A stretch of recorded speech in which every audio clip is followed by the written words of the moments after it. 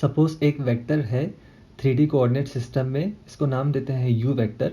Suppose इस vector के direction angles हैं θ1, θ2 और θ3। हमने हमने पिछले वीडियोस में देखा है वेक्टर के डायरेक्शन एंगल्स क्या होते हैं। θ1 एंगल वेक्टर u बना रहा है पॉजिटिव x एक्सिस के साथ, θ2 एंगल वेक्टर u बना रहा है पॉजिटिव y एक्सिस के साथ और θ3 एंगल वेक्टर u बना रहा है पॉजिटिव z एक्सिस के साथ। सपोज d1, d2 और d3 वेक्टर u के x, y और z स्केलर कंपोनेंट्स हैं। मतलब अगर वेक्टर एरो की टेल ओरिजिन पर है तो उसके हेड से अगर तीन परपेंडिकुलर्स ड्रॉप करते हैं x, y और z एक्सिस पर, परपेंडिकुलर x एक्सिस पे वैल्यू d1 पर इंटरसेक्ट करेगा, y एक्सिस पे d2 और z एक्सिस पे d3। वेक्टर के स्केलर कंपोनेंट्स और वेक्टर के डायरेक्शन एंगल्स के बीच एक रिलेशन एग्जिस्ट करता है जो हमें इस वीडियो में देखना है। परंतु उससे पहले यहाँ पे मैंने इस वेक्टर की डायरेक्शन को जानबूझ के फर्स्ट ऑक्टेंट की तरफ डिफाइन किया है। जैसे कि वेक्टर के x, y और z स्केलर कंपोनेंट्स तीनों पॉजिटिव हैं और तीनों डायरेक्शन एंगल्स एक्यूट एंगल्स हैं। ऐसा करने से हमें वेक्टर के स्केलर कंपोनेंट्स और डायरेक्शन एंगल्स में रिलेशन बहुत ही सरल मार्क्स से मिल जाता है। परंतु अगर वेक्टर की डायरेक्शन किसी और ऑक्टेंट की तरफ है, जैसे कि एक या एक से अधिक स्केलर कंपोनेंट्स नेगेटिव हैं और एक या एक से अधिक डायरेक्शन एंगल्स ऑब्ट्यूस एंगल्स हैं, तो हमें इन दोनों में रिलेशन तो वही मिलेगा पर वह समझने में थोड़ा कॉम्प्लिकेटेड है। सबसे पहले हम सरल मार्क्स से इनमें रिलेशन समझते हैं। हमें तीन राइट एंगल ट्रायंगल्स दिख रहे हैं। तीनों ट्रायंगल्स में हम कोसाइन रेशियो की फॉर्मूला का उपयोग करेंगे। पहले राइट एंगल ट्रायंगल पर ध्यान देंगे तो कोसाइन θ1 बराबर होगा adjacent side d1 divided by hypotenuse, जो है मैग्नीट्यूड ऑफ वेक्टर u। इस इक्वेशन में हमें वेक्टर के x स्केलर कंपोनेंट और direction angle with positive x axis के बीच रिलेशन मिला है। दूसरे राइट एंगल ट्रायंगल में कोसाइन θ2 बराबर होगा d2 over magnitude of u। इस इक्वेशन में हमें वेक्टर के y स्केलर कंपोनेंट और corresponding direction angle with positive y axis के बीच रिलेशन मिला है। और तीसरे राइट एंगल ट्रायंगल से कोसाइन थीटा बराबर होगा d3 over magnitude of u। और इस इक्वेशन में हमें वेक्टर के z स्केलर कंपोनेंट और corresponding direction angle with positive z axis के बीच रिलेशन मिला है। तो ये तीन इक्वेशंस वेक्टर के स्केलर कंपोनेंट्स और करस्पॉन्डिंग डायरेक्शन एंगल्स में रिलेशन दर्शाती हैं, जो हमें बड़ी आसानी से मिले। लेफ्ट हैंड साइड में तीनों डायरेक्शन एंगल्स एक्यूट हैं, मतलब उनके कोसाइंस पॉजिटिव निकलेंगे। राइट हैंड साइड में न्यूमरेटर में तीनों स्केलर कंपोनेंट्स पॉजिटिव हैं और तीनों डिनोमिनेटर्स में वेक्टर का मैग्नीट्यूड तो पॉजिटिव है ही, तो यहाँ पे कोई समस्या नहीं है, हमें दोनों साइड में पॉजिटिव वैल्यूज मिल रहे हैं।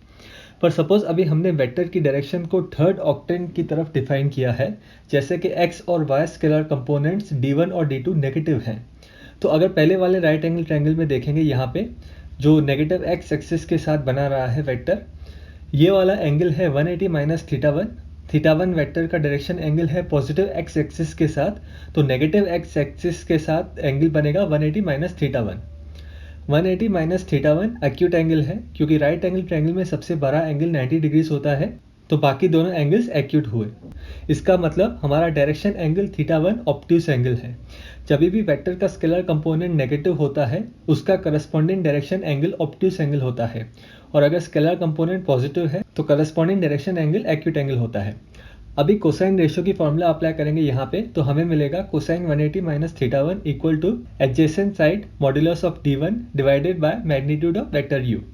d1 नेगेटिव है, परंतु साइड लेंथ नेगेटिव नहीं हो सकता, इसके लिए इसका मॉड्यूलस लेना पड़ा। लेफ्ट हैंड साइड में कोसाइन 180 माइनस θ1 को नेगेटिव कोसाइन θ1 लिख सकते हैं, क्योंकि ट्रिग्नोमेट्री में आपने देखा ही होगा कि cosine 180 minus theta negative cosine theta के बराबर होता है। नेगेटिव साइन को राइट हैंड साइड में लेके जाएंगे। अभी यहाँ पे d1 नेगेटिव है, उसका मॉड्यूलस पॉजिटिव है, पर हम फिर से बाहर नेगेटिव साइन अप्लाई कर रहे हैं, तो हमारा फाइनल आंसर नेगेटिव है। नेगेटिव साइन मॉड्यूलस ऑपरेशन को ही नेगेट कर रहा है। अगर हम मॉड्यूलस और नेगेटिव साइन को निकाल देते हैं तो कुछ अंतर नहीं आएगा इक्वेशन में, क्योंकि अभी भी फाइनल आंसर नेगेटिव ही है, क्योंकि d1 नेगेटिव है। और लेफ्ट हैंड साइड में θ1 ऑब्ट्यूस एंगल है, तो उसका कोसाइन भी नेगेटिव है।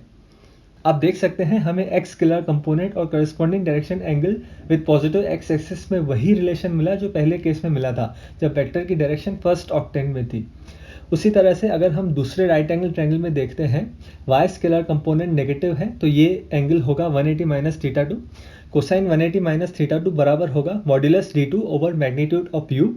लेफ्ट हैंड साइड में इसे नेगेटिव कोसाइन थीटा 2 लिख सकते हैं, नेगेटिव को उस पार लेके जाएंगे और यहाँ पे भी T2 नेगेटिव है तो मॉड्यूलस और नेगेटिव साइन एक दूसरे को कैंसिल कर रहे हैं, तो हम उन्हें निकाल सकते हैं इक्वेशन में से। और तीसरे राइट एंगल ट्रायंगल में देखेंगे तो यहाँ पे z स्केलर कंपोनेंट पॉजिटिव है, तो direction angle θ3 right angle triangle के अंदर ही है, मतलब वो एक्यूट एंगल है। हमें यहाँ पे सिर्फ इस एंगल का कोसाइन निकालना है और कुछ एक्स्ट्रा करने की आवश्यकता नहीं है। तो स्केलर कंपोनेंट्स और डायरेक्शन एंगल्स में वही 3 रिलेशंस मिले जो हमें पहले मिले थे। हम वेक्टर को किसी भी ऑक्टेंट की तरफ डायरेक्ट करें, मतलब स्केलर कंपोनेंट्स पॉजिटिव हो या नेगेटिव और डायरेक्शन एंगल्स एक्यूट हो या ऑब्ट्यूस, हमें यही 3 रिलेशंस हर बार मिलेंगे। आप चाहें तो बाकी बचे 6 ऑक्टेंट्स में इसे चेक कर सकते हैं। लेफ्ट हैंड साइड में डायरेक्शन एंगल्स का कोसाइंस लिया है, इन्हें हम डायरेक्शन कोसाइंस कहते हैं।